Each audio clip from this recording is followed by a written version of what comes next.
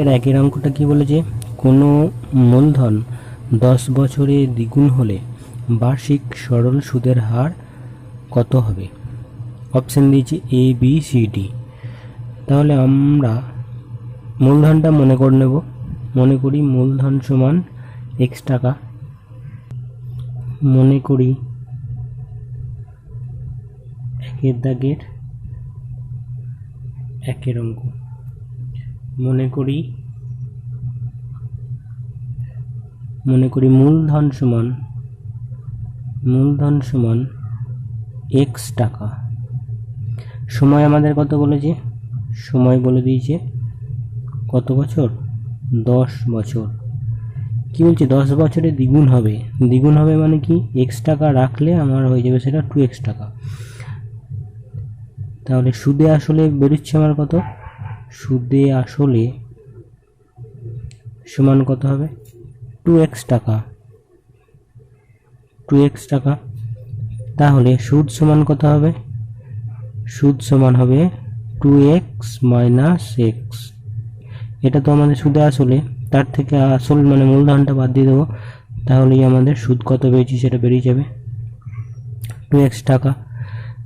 তাহলে হার সমান কি হবে? হার সমান আমরা কি জানি? সুদ ইন্টু 100, সুদ ইন্টু 100 বাই আসল ইন্টু সময়, আসল ইন্টু সময়। তাহলে সমান সুদ কত আমাদের? x টাকা। আচ্ছা, সময়টা কত? সুদ ইন্টু 100 বাই আসল কত? আসল x, সময় কত? 10 বছর। এত কি হবে? এত পার্সেন্ট। x কেটে গেল, 10 কেটে গেল, সমান কত? 10%। এটা আমাদের কোন অপশনে আছে? Option B. তাহলে উত্তর হবে অপশন বি। পরে একের দাগের 2 এর অঙ্কটা কি বলেছে? একের দাগের 2 এর অঙ্কটা আমাদের বলেছে যে x square minus 7x, x square minus 7x plus 3 সমান যদি 0 সমীকরণের বীজদ্বয়ের গুণফল কি হবে? তাহলে বীজদ্বয়ের গুণফল সমান আমরা কি জানি? বীজদ্বয়ের গুণফল সমান কি? বীজদ্বয়ের গুণফল সমান হচ্ছে সমীকরণের ধ্রুবক পদ, সমীকরণের ধ্রুবক পদ বাই এক্স স্কোয়ারের সহগ, এক্স স্কোয়ারের সহগ। তাহলে সমীকরণের ধ্রুবক পদ বলতে এই পদটাকে বোঝায়।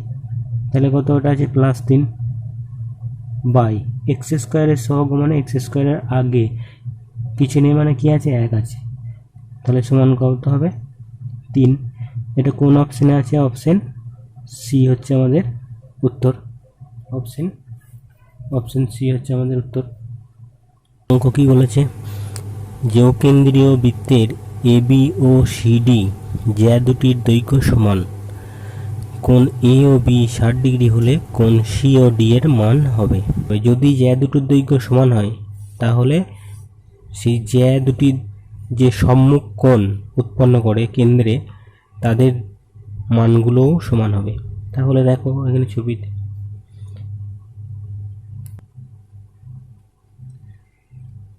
3 দাগেরটা, এটা হচ্ছে বৃত্তটা, এই একটা হচ্ছে এ বি জ্যা আর একটা হচ্ছে সি ডি জ্যা আর কেন্দ্র হচ্ছে ও। এবার কি হয়েছে? কোণ এ ও বি 60 ডিগ্রি, এ ও বি মানে এই কোণটা হচ্ছে কত? 60 ডিগ্রি। তাহলে সি ও ডি কত হবে? সি ও ডি কত হবে? জ্যায়ের দৈর্ঘ্য যদি সমান হয় তাহলে কেন্দ্রে যে তারা সম্মুখ কোণ উৎপন্ন করে, এই যে সম্মুখ কোণ, এইখান থেকে এই একটা কোণ আর এখান থেকে এই কোণ দুটোর মান সমান হবে। তাহলে কোণ সি ও ডিও হবে কত? 60 ডিগ্রি।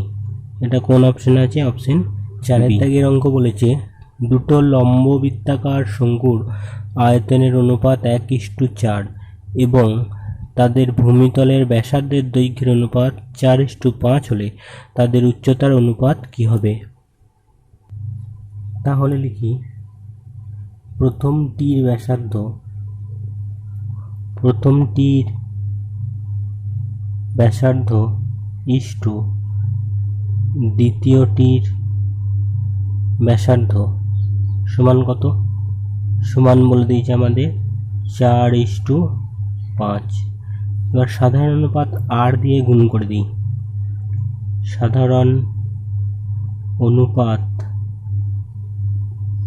আর দিয়ে গুণ করে পাই, সাধারণ অনুপাত আর দিয়ে গুণ করে পাই, আর দিয়ে গুণ করে পাই। তাহলে প্রথমটার ব্যাসার্ধ কত হবে? প্রথমটির ব্যাসার্ধ সমান 4r। দ্বিতীয়টার ব্যাসার্ধ কি হবে? দ্বিতীয়টার ব্যাসার্ধ হবে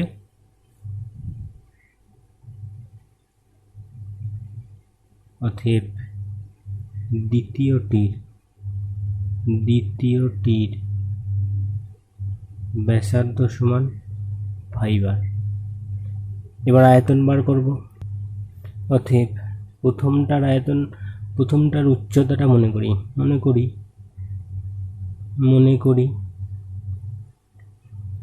প্রথম শঙ্কুর উচ্চতা সমান h, আর দ্বিতীয় শঙ্কুর উচ্চতা সমান, এটা মনে করে নাও m। তাহলে প্রথম শঙ্কুর আয়তন কি হবে? অতএব প্রথম শঙ্কুর আয়তন সমান, শঙ্কুর আয়তনের সূত্র কি? 1/3 পাই r স্কয়ার h, এত কি ঘন একক। তার মানে আমরা 1/3 পাই, আর এর মান কত আমাদের? 4r ইন্টু h, এত ঘন একক। আর দ্বিতীয় শঙ্কুর আয়তন কি হবে? দ্বিতীয় শঙ্কুর আয়তন হবে 1/3 পাই 5r স্কয়ার ইন্টু m, এত কি ঘন একক। এবার এই আয়তন দুটোর অনুপাত আমাদের কি বলেছে? 1:4। তাহলে অতএব 1/3 পাই 4r square into h by 1/3 পাই 5r স্কয়ার ইন্টু m সমান কত হবে? 1/4। তাহলে 1/3 পাই কেটে গেল এখানে, বা 4r মানে কত? 16r স্কয়ার ইন্টু h, আর এখানে 25r স্কয়ার ইন্টু m সমান কত? 1/4। তাহলে h/m সমান কি হবে? h/m সমান হবে 1/4 গণিত, এই দুটোকে নিয়ে যাবে এদিকে, 25r square by 16r square, আর স্কয়ার কেটে গেল। তাহলে h/m সমান 25/64। তাহলে উচ্চতা দুটোর অনুপাত কি হবে? অতএব h/m সমান 25:64। এটা কোন অপশানে আছে? Option D. কিন্তু এটা তো 1 নম্বরের অঙ্ক, এই অঙ্কটা এত বড় না করে ছোট পারা করে কিভাবে করা যাবে? দেখো, ব্যাসার্ধ হচ্ছে, দুজনার ব্যাসার্ধর অনুপাত হচ্ছে কত? একটার হচ্ছে 4,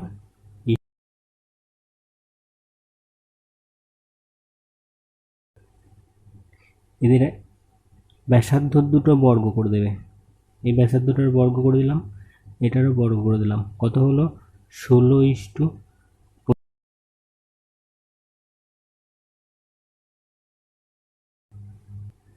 এবার এদের আয়তনের অনুপাত কি বলেছে? আয়তনের মানে ভলিউমের অনুপাত বলেছে 1:,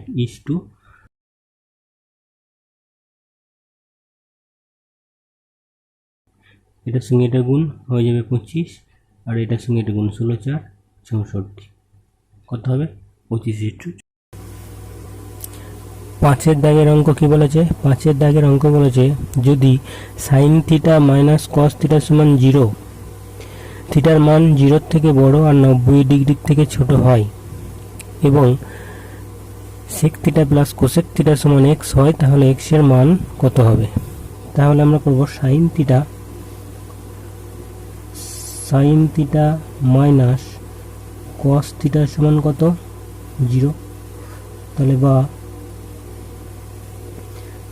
বা সাইন থিটা সমান মাইনাস কস থিটাকে এদিকে পাঠিয়ে দিলাম, সমান কি কস থিটা। তাহলে বা সাইন থিটা সমান, এটাকে কি লিখতে পারি? Sine 90 degree minus theta. তাহলে বা সাইন উঠে গেল দুদিকে, থিটা সমান কত? 90 ডিগ্রি মাইনাস থিটা।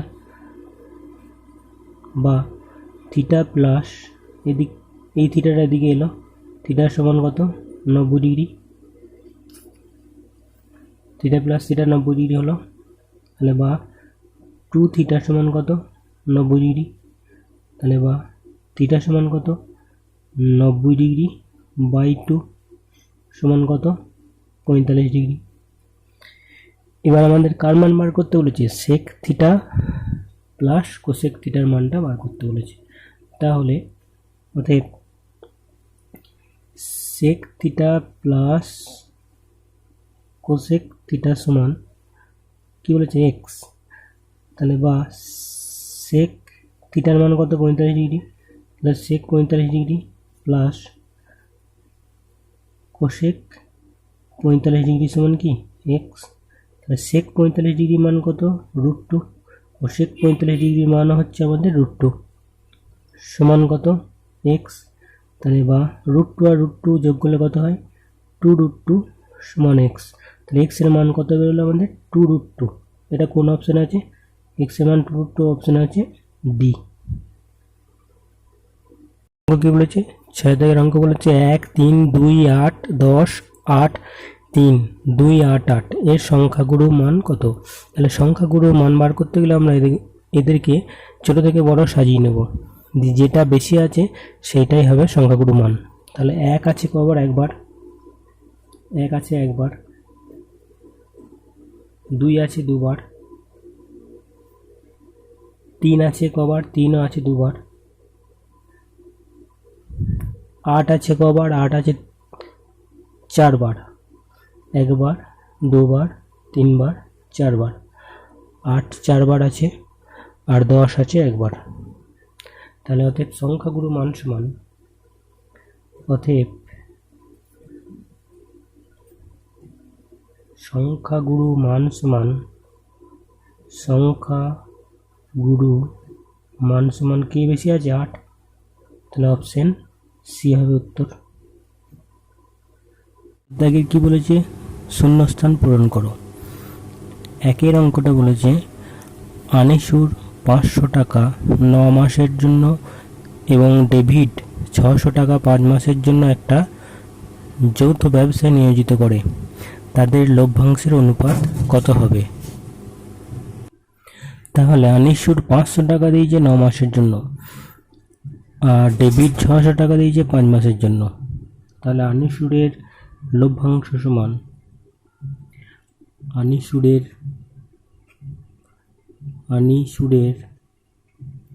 লভ্যাংশ সমান, লভ্যাংশ ইস্টু ডেভিডের লভ্যাংশ। ডেভিডের লভ্যাংশ সমান 500 টাকা এর 9 মাসের জন্য, আর ডেভিড দিয়েছে 600 5 মাসের জন্য। তাহলে 500 নয় কত? 4500 ইস্টু 3000। এর দুটো শূন্য উঠে গেল, সমান কত হবে? 45 ইস্টু 30। 45 ইস্টু 30 সমান হচ্ছে 5 9 15 দিয়ে কাটো, 15 3 45, 15 2 গুণে 30। তাহলে লভ্যাংশের অনুপাত কত হবে? 3:2। 2 এর দাগের অঙ্ক কি বলেছে? ax² plus 2bx plus c সমান 0। a সমান নট ইকুয়াল টু 0 দ্বিঘাত সমীকরণের বীজদ্বয় বাস্তব ও সমান হলে বীজদ্বয় যদি বাস্তব ও সমান হয় তাহলে বি স্কোয়ার সমান 4ac হবে। তাহলে দেখো ax square plus 2bx plus c সমান 0। বীজদ্বয় কি বলেছে? বাস্তব ও সমান। আমরা কি জানি? আমরা জানি যে বাস্তব ও সমান তখনই হবে যখন বি স্কোয়ার মাইনাস 4ac সমান 0 হয়। তাহলে আমরা কি জানি? বি স্কোয়ার মাইনাস 4ac সমান 0। তাহলে বি স্কোয়ার মাইনাস 4ac সমান হচ্ছে 0। বি মানে হচ্ছে এখানে যেটা আছে সেটা, এ মানে এখানে এটা। তাহলে এখানে বি এর মান কত? 2b। তাহলে 2b এর স্কোয়ার বিয়োগ 4 ইন্টু এর মান এখানে এই আছে আর সি এর মান সি আছে সমান 0। তাহলে বা 2b মানে কত? 2b এর হোল স্কোয়ার মানে 4b স্কোয়ার মাইনাস 4ac-কে এদিকে পাঠিয়ে দিলাম 4ac। তাহলে বা বি স্কোয়ার সমান কী হবে? 4ac by 4। তাহলে বা বি স্কোয়ার সমান কী হবে? 4 4 কেটে গেল এসি।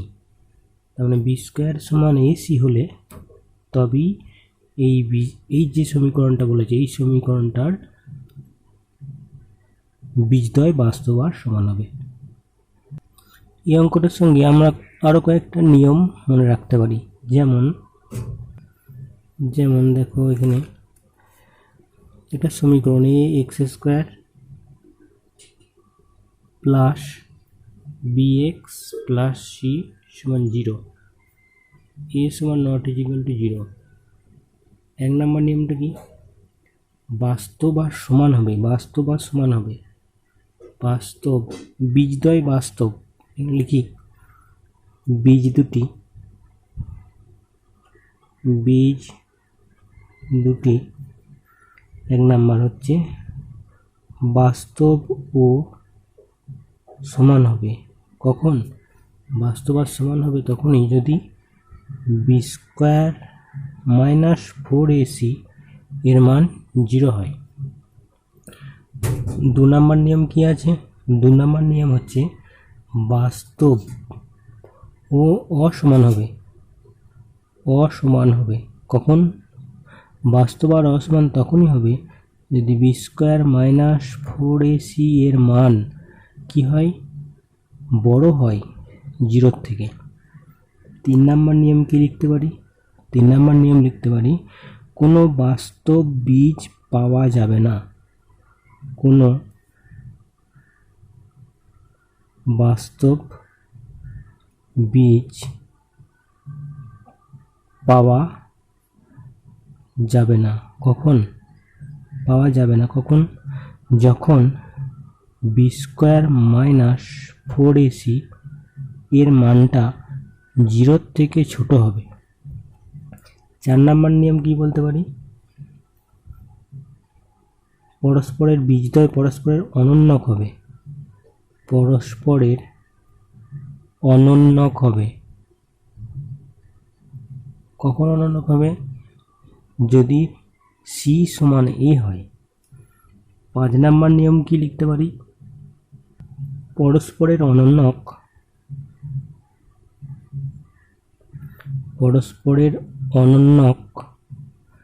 ও বা এবং বিপরীত চিহ্ন যুক্ত হবে। বিপরীত চিহ্ন যুক্ত হবে কখন? যদি a প্লাস সি সমান 0 হয়। এই নিয়মগুলো সব মনে রাখতে হবে। এখানে এই নিয়মটা পড়েছে, এই যে বি স্কোয়ার মাইনাস 4ac সমান 0, এই নিয়মটা পড়েছে। পরের বছর এটাও পড়তে পারে বা এটাও পড়তে পারে, যে কোনো পড়তে পারে। সেই জন্য সব নিয়মগুলো এক জায়গায় লিখে দিলাম। 3 দাগের বলেছে দুটি কোণের সমষ্টি ড্যাশ হলে তাদের পরস্পরের সম্পর্ক বলা হয়।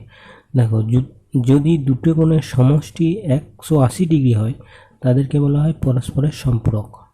আর যদি 90 ডিগ্রি হয় তাদেরকে বলা হবে পূরক কোণ। দুটো কোণ যোগ করে যদি 180 ডিগ্রি হয় তাহলে তাদেরকে বলবো আমরা পরস্পরের সম্পূরক কোণ। আর যদি 90 ডিগ্রি হয় তাহলে বলবো পূরক কোণ। যেমন ধরো 34 ডিগ্রি, যেমন 34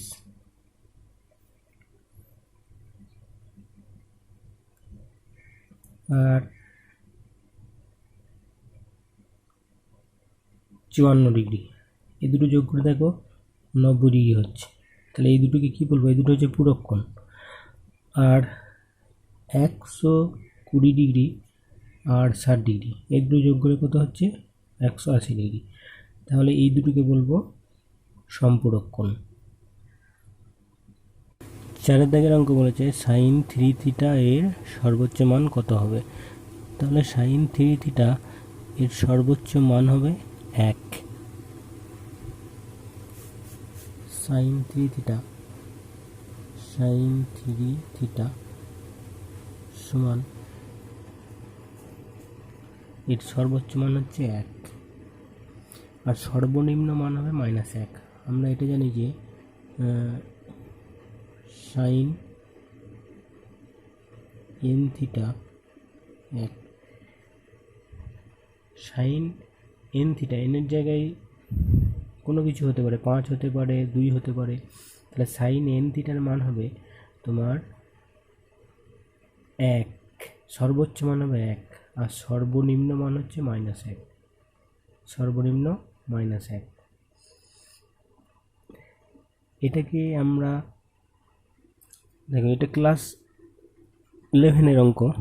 এটাকে আমরা এরকমভাবে বলতে পারি যে আমরা sin 3 থিটার সূত্র জানি। sin 3 থিটা সমান আমরা লিখতে পারি যে 3 sin theta minus 4 sin cube theta.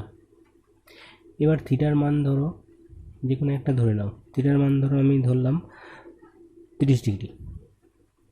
তাহলে sin থিটা সমান sin 3 থিটা এর সমান কত হবে? sin 3 থিটা সমান হবে sin 3 গুণিত 90 ডিগ্রি, তার মানে কত? sin 3 গুণিত 30 ডিগ্রি, সরি, থিটার মান ধরছি 30 ডিগ্রি, থিটার মান 30 ডিগ্রি ধরলাম। তাহলে sin 3 থিটা, তাহলে sin 3 ইন্টু 30 ডিগ্রি মানে sin 90 ডিগ্রি। তাহলে sin 90 ডিগ্রি মান কত? 1। এবার এদিকটাকে লিখি, এদিকটা কি আছে? 3 sin থিটার মান ধরছি কত? 30 degree minus 4 sin cube, 4 sin cube থিটার মান ধরেছি 30 ডিগ্রি। তাহলে এটা সমান 3 sin 30 মান কত? sin 30 মান হাফ। তাহলে sin 30 মান হাফ লিখলাম 1/2 মাইনাস 4 ইন্টু sin 30 ডিগ্রি মান হাফ মানে 1/2 এর কিউব সমান এটা হবে কত? 3/2 বিয়োগ এটা কত হবে? 4 ইন্টু 1 8। এটা কাটাকাটি করলাম, 4 দুগুণে 8। তাহলে সমান হবে 3/2 বিয়োগ 1/2। এই দুটো বিয়োগ করলে কত হবে? 3 বিয়োগ 1/2 সমান কত? 2/2 সমান কত? 1। তাহলে দেখো sin 3 থিটার মান কত হবে? 1 হবে। এবার এই সূত্রটা আমরা কিভাবে পেলাম? sin 3 থিটা সমান 3 sin theta minus 4 sin cube theta, class 11-এর সূত্র। এটা কীভাবে পেলাম তোমরা যদি একটু দেখতে চাও আমি দেখিয়ে দিচ্ছি। এটা এখন মনে রাখতে হবে না, তোমরা শুধু এইটুকুনি মনে রাখবে, sin 3 থিটা সমান এই অংশটুকুনি মনে রাখবে। sin n থিটার মান হচ্ছে, সর্বনিম্ন মান হচ্ছে -1 আর সর্বোচ্চ মান হচ্ছে 1। এবার sin 3 থিটা এটা হচ্ছে অথবা নিয়ম, মানে এই নিয়মটা ভাবে কীভাবে করা যায়, এটা হচ্ছে অথবা, এটা একটা নিয়ম, এটা একটা নিয়ম। এবার sin 3 থিটা সমান আমরা কিভাবে 3 sin theta minus 4 sin cube theta পেলাম সেটা একটু তোমাদেরকে দেখিয়ে দিচ্ছি। এটা তোমরা পরে ক্লাস 11-এ যদি পড়ো তখন জানতে পারবে। দেখো sin 3 থিটা এটার সমান আমরা কি লিখতে পারি, সাইন 2 থিটা প্লাস থিটা, এই অংশটুকু লিখতে পারি। তাহলে সমান sine A plus B. Sine A plus B এর সূত্র হচ্ছে sine A cos B, sine A মানে এটা into cos B plus cos A, cos A মানে এটা ইন্টু সাইন বি মানে সাইন থিটা। এটা হচ্ছে সূত্র। সাইন এ প্লাস বি মানে হচ্ছে sine A into cos B, এটা যদি এ হয় এটা যদি বি হয়, তাহলে sine A into cos B plus cos A into sine B. এবার এখান থেকে করতে হবে। এবার সাইন 2 থিটা সমান আমরা কি লিখতে পারি, সাইন 2 থিটা সমান আমরা লিখতে পারি 2 sine theta into cos theta. এটাকে বন্ধনীর মধ্যে লিখে দাও, আর এইখানে যে কস থিটা আছে এটাই লেখো, কস থিটা প্লাস কস 2 থিটাকে আমরা কি লিখতে পারি, কস 2 থিটাকে আমরা লিখতে পারি 1 minus 2 sine square theta, 1 minus 2 sine square theta into কি আছে সাইন থিটা, এটা হলো।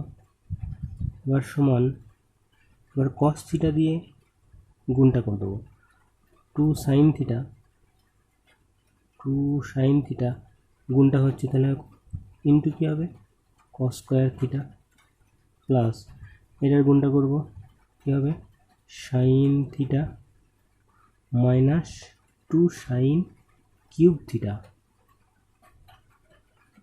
এবার কসটাকে করবো আমরা সমান 2 sine theta, cos square theta মানে কি জানি আমরা 1 minus sine square theta plus sign theta minus 2 sine cube theta. এবার এই গুণটা করি, 2 এর সঙ্গে গুণ হলো 2 sign theta minus 2 sine cube theta plus sign theta minus 2 sine cube theta, সমান 2 সাইন থিটা আর এই সাইন থিটা কত হবে 3 sine theta, 3 sine theta minus 2 sine cube theta minus 2 sine cube theta কী হবে মাইনাস 4 সাইন কিউব থিটা। সেই জন্য আমরা sign 3 theta সমান 3 sine theta minus 4 sign cube theta লিখতে পারি। এই অংশটুকুনি করার কোনো দরকার নেই তোমাদের, এই অংশটুকুনি আমি শুধুমাত্র কীভাবে হলো সূত্রটা সেটুকুনি দেখালাম। একটি নিরেট গোলককে গলিয়ে একটি নিরেট লম্ববৃত্তাকার চোঙ তৈরি করা হলে গোলক ও চোঙের ড্যাশ সমান হবে। তাহলে একটা গোলককে গলিয়ে যখনই একটা চোঙ করব বা গোলকটাকে গলিয়ে যখনই কোনো কিছু করব তখন গোলকটার যা আয়তন হবে, যে জিনিসটা তৈরি করব তারও আয়তন একই হবে। সেই জন্য এখানে গোলক ও চোঙের আয়তনটা হবে সমান। এরপর 6 দাগের অঙ্ক কি বলেছে, কিছু ছাত্রের বয়স হলো, বয়সগুলো বছরে দেওয়া আছে 10, 11, 9, 7, 13, 8 আর 14। এদের বয়সের মধ্যমা কি হবে, কত বছর সেটা বার করতে হবে। তো প্রথমে আমরা এদেরকে ঊর্ধ্বক্রমে সাজিয়ে নেব। ঊর্ধ্বক্রমে মানে কি ছোট থেকে বড়, তাহলে এখানে ছোটকে আছে 7, এখানে লিখি ঊর্ধ্বক্রমে সাজিয়ে পাই, ঊর্ধ্বক্রমে সাজিয়ে পাই। প্রথমে ছোট আছে কে 7, তারপরে হচ্ছে 8, তারপরে হচ্ছে 9, 10, 11, 13, 14। এবার যখন আমরা মধ্যমা বার করব, মধ্যমা বার করতে গেলে যে যদি যুগ্ম হয়, যুগ্ম হলে কি হবে, এন যতগুলো সংখ্যা আছে এখানে 1 2 3 4 5 6 7, তাহলে যদি যুগ্ম হয় তাহলে আমরা করব n/2 তম পদ যুক্ত n/2 + 1/2। আর একটা যদি অযুগ্ম হয় তাহলে করব n+1/2। তাহলে এখানে দেখি কি আছে, যুগ্ম না অযুগ্ম। 1 2 3 4 5 6 7, 7টা সেই জন্য অযুগ্ম। তাহলে 7 মানে কি অযুগ্ম, তাহলে কি করব n+1/2, n+1/2 মানে হচ্ছে 7 যুক্ত 1/2 মানে কত 8/2 মানে কত 4। 4 নাম্বার পদটা হবে মধ্যমা। 1 2 3 4 মানে 10। তাহলে লিখব অতএব মধ্যমা সমান হবে 10। মধ্যমা হলো 10 বছর। এবার সূত্র যদি আমরা না জানি তাহলে কি করব, 1 2 3 4 এদিক থেকেও গুনে নেব, 1 2 3 4, মাঝখানে যেটা হবে সেটা হবে মধ্যমা। যুগ্ম হয়, এখানে ধরো আর একটা সংখ্যা আছে 15, তাহলে দেখি 1 2 3 4 5, এদিক থেকে দেখছি 1 2 3 4 5, দুটো হয়ে যাচ্ছে। তখন কি করব, এই দুটোকে যোগ করে 2 দিয়ে ভাগ করে দেবো, যেটা হবে সেটাই হবে মধ্যমা। তাহলে এখানে মধ্যমা হবে কত, 10 বছর।